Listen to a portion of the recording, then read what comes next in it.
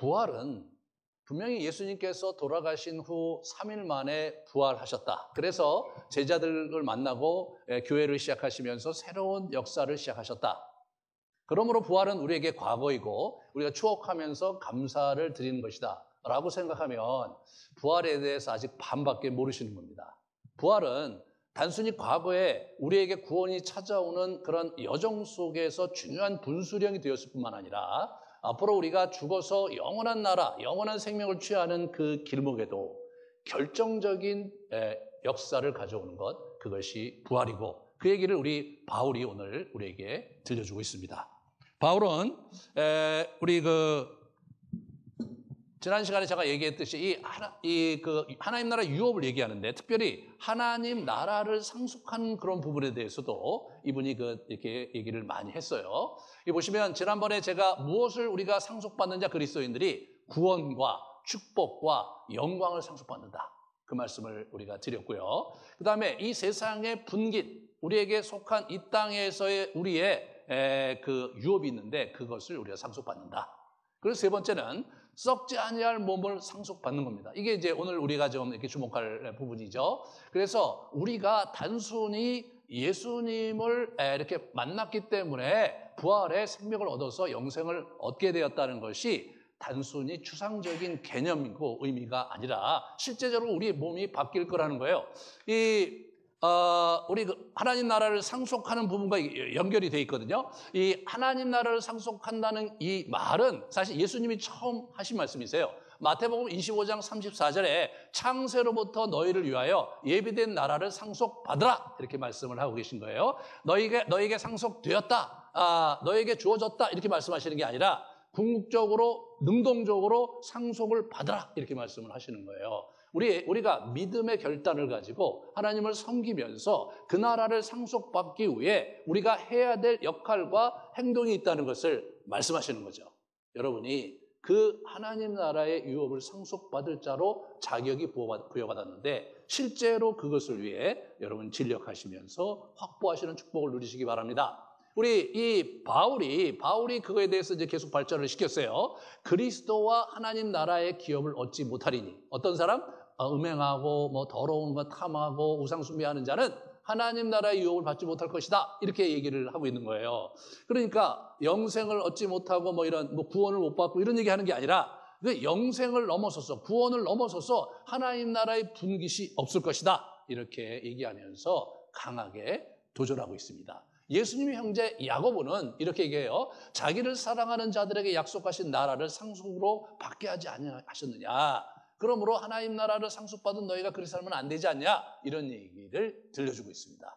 그러므로 우리가 하나님의 나라, 약속된 나라를 상속받는다는 것은 우리에게 주어진 그런 축복이라는 것을 우리가 한번 다시 생각을 해보고요.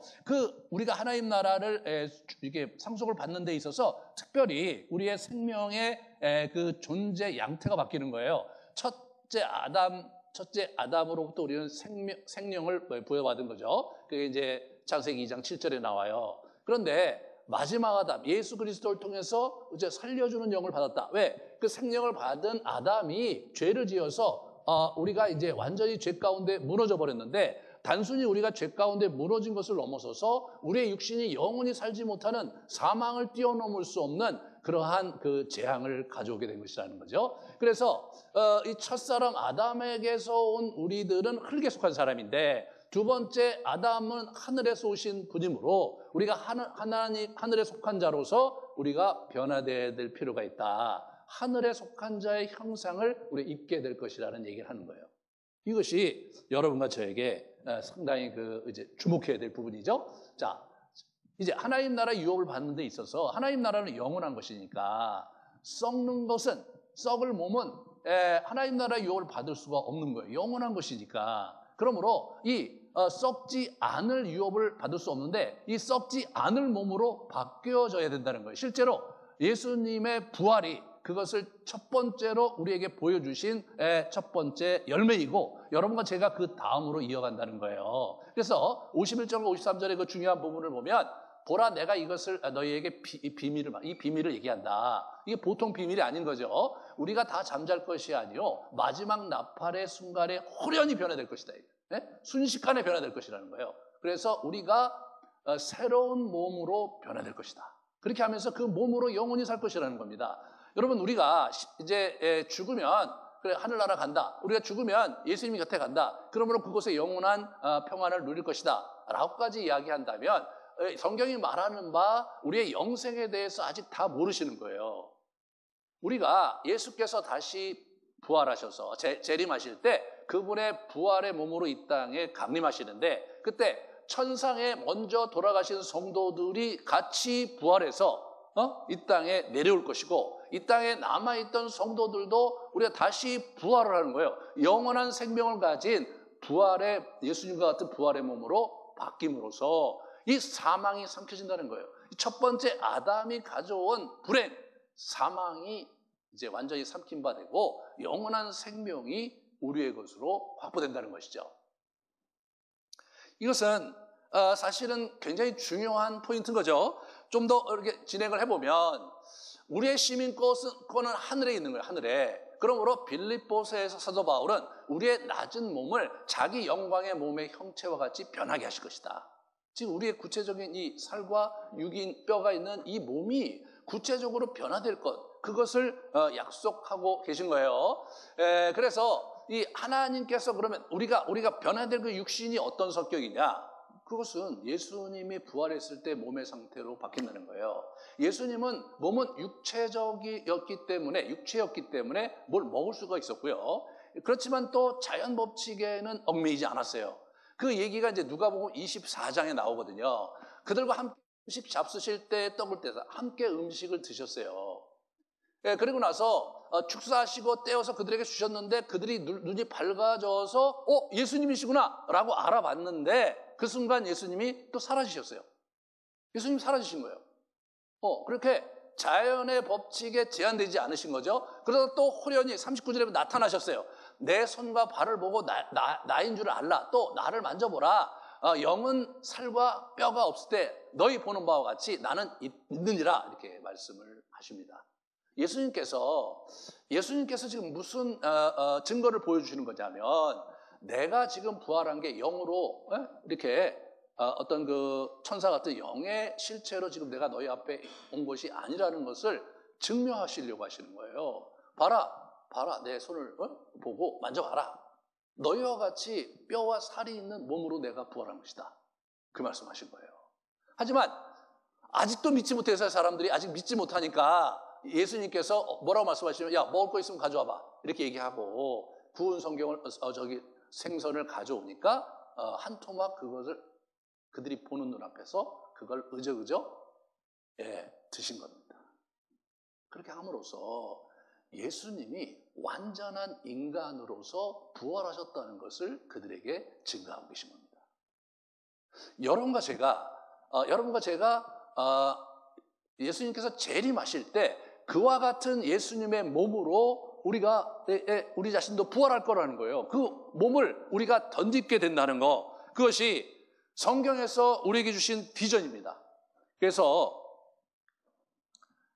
이런 부분을 우리 잘 교리적으로 정리한 사람이 우리 바울인데 우리는 그의 죽으심과 합하여 세례를 받음으로 그와 함께 장사되었나니 오늘 우리 유아 세례 하는데 그거예요. 그 유아 세례라는 것 또는 세례가 예수 그리스도의 죽으심과 함께 장사 지낸 것에 대한 상징적인 그 세리머니고 그것이 구체적으로 영적으로 그런 의미를 갖는 건데 그렇지만 또 우리가 새 생명을 얻고 난 다음에 우리가 그의 죽으심과 같은 모양으로 연합한 자가 되었으면 또한 그의 부활과 같은 모양으로 연합한 자가 된다. 부활과 같은 모양으로 연합한 자가 된다 이렇게 얘기하잖아요. 그러니까 뭐냐면 예수님의 부활하신 몸과 그 상태와 같은 모양으로 저희가 부활한다는 거예요.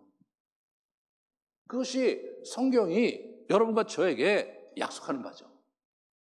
그러므로 우리가 이 그림을 아주 확연히 가질 필요가 있는 거예요. 우리의 기독교의 내세관은 이 몸으로 부활한 예수님과 같은 몸으로 이렇게 변화가 돼갖고 요한계시록 21장에 보면 이 땅이 새하늘과 새 땅으로 바뀌는 거예요. 우리가 화성으로 가는 게 아니에요. 우리가 다른 어떤 우주로 가서 거기 새로운 별에 있는 게 아니라 이 지구가 우리가 잘 모르겠지만 어떤 형태로 리셋이 되는 거예요. 리셋이 되고, 그리고 과거로부터 하나님을 믿었던 하나님의 백성들이 다 육신으로 이렇게 부활하는 거죠.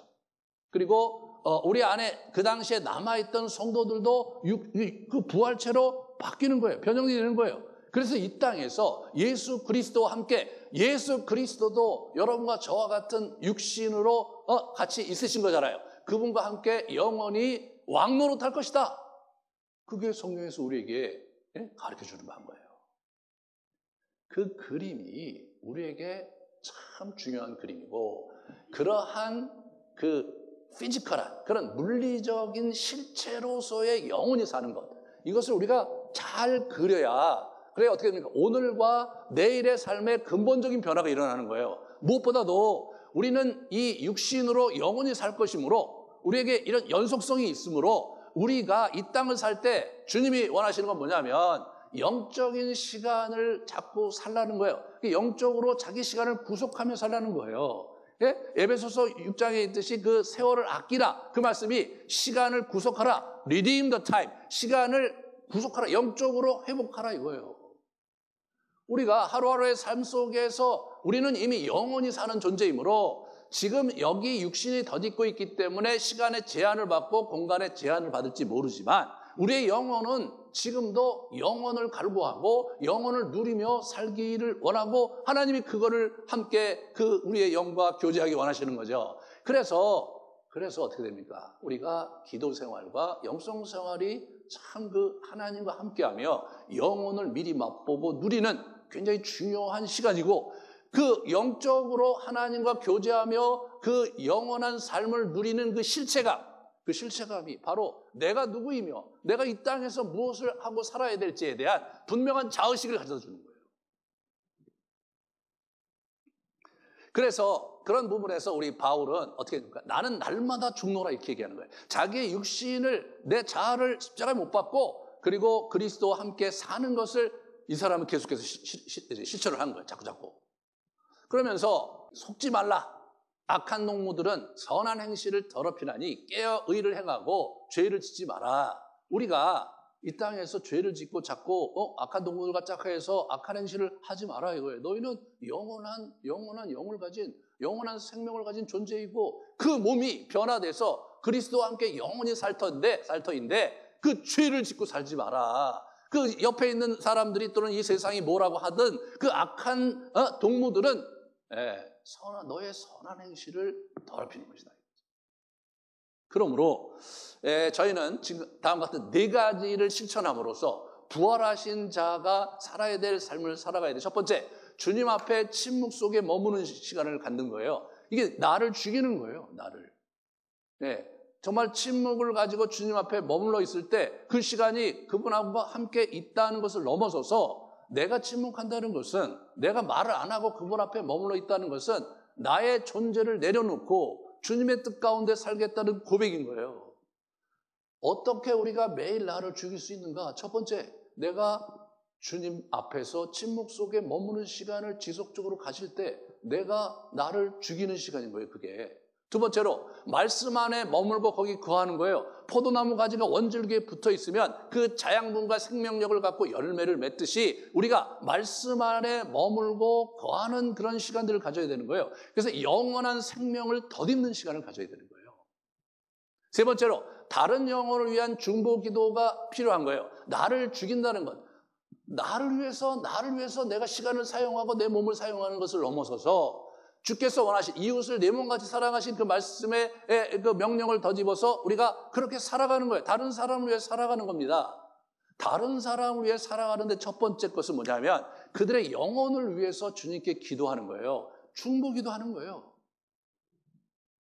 우리가 우리의 시간을 정말 나 자신만을 위해서 우리의 시간을 계속 사용한다는 것은 주님께 너무 송구스러운 일인 거예요. 철부지같이 사는 거예요. 우리가 다른 사람을 위해서 사는 거, 주님이 원하시는 거란 말이죠. 첫 번째가 뭐예요? 중보기도 하는 거예요. 우리 지금 이제 릴레이 중보기도 하잖아요.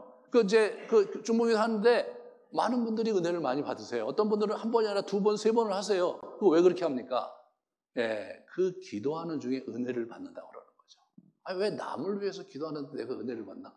나를 위해서 기도할 때 은혜를 받아야 되는 거 아닌가? 라고 생각할 수 있을지 모르지만 내 영이, 내 존재 가치가 정말 그거거든요. 하나님의 뜻을 가지고 이 세상을, 하나님을 사랑하고 이 세상의 이웃을 사랑하는 건데 내가 그들을 위해 시간을 내고 있다는 것 자체가, 그죠? 나의 존재감을 더해주는 것이고 성령께서 기뻐하시는 일이기 때문에 남을 위해서 열심히 기도하는데 내가 힘을 받는 거예요. 그 일에 여러분 동참하십시오. 이미 많은 분들이 그걸 누리고 계신데 여지껏 이렇게 아직 발을 들여놓지 못했다면 여러분 함께 그 길을 갈 수 있기를 바랍니다. 마지막으로 의의 병기로 죄를 짓지 마라 이거예요. 예? 깨어 의를 행하는 거예요. 세상을 향해 서는 거죠. 우리가 깨어서 기도하면서 의를 행하는 거예요. 하나님 앞에 마땅히 행해야 될 바를 우리가 드리는 거죠. 우리 이웃을 위해서, 우리가 함께하는 그런 옆에 동료들을 위해서, 직장의 동료들을 위해서, 엘리베이터를 같이 타는 이웃을 위해서, 우리가 자그마한 친절과 그들의 필요에 내가 이렇게 우리 자신을 드림으로써 주의 은혜가 흘러가야 되는 거죠. 가야 되는 거예요. 한국 교회가 지금 한국 사회에서 엄청나게 비난을 받고 있어요. 왜 그럴까요? 왜 그럴까요? 한 사람 한 사람이 주님의 사랑을 덧입고 우리 이웃에 대해서 조그만 친절과 조그만 사랑을 계속해서 우리가 뿜어냈다면 그럴 리가 없는 거거든요. 우리가 뭔가 잘못되어 있는 거예요. 나 자신 중심으로 자꾸 내 시간이 중요하고 내 가족이 중요하고 내게 중요한 그런 나와 함께 하시는 하나님만 생각하지, 그 하나님께서 우리의 관심과 생각을 이웃에게 돌려야 되고 그들을 위해서 기꺼이 희생하고 그들을 위해 기꺼이 우리의 마음과 시간과 몸을 드리는 일, 그것이 그분이 원하시는 거거든요. 그게 뭐야? 또 다른 나를 죽이는 거죠. 예? 나 자신만을 위해 살지 않고 내 육신과 내 시간과 내 열정을 내 주변에 있는 사람들을 위해 주는 거, 그건 나를 죽이는 거거든요. 여러분이 하나님 앞에서 여러분을 죽이며 영원한 삶을 자꾸 살고 실천하는 것, 그것이 주님께서 우리에게 원하시는 바입니다. 같이 우리 기도하시겠습니다.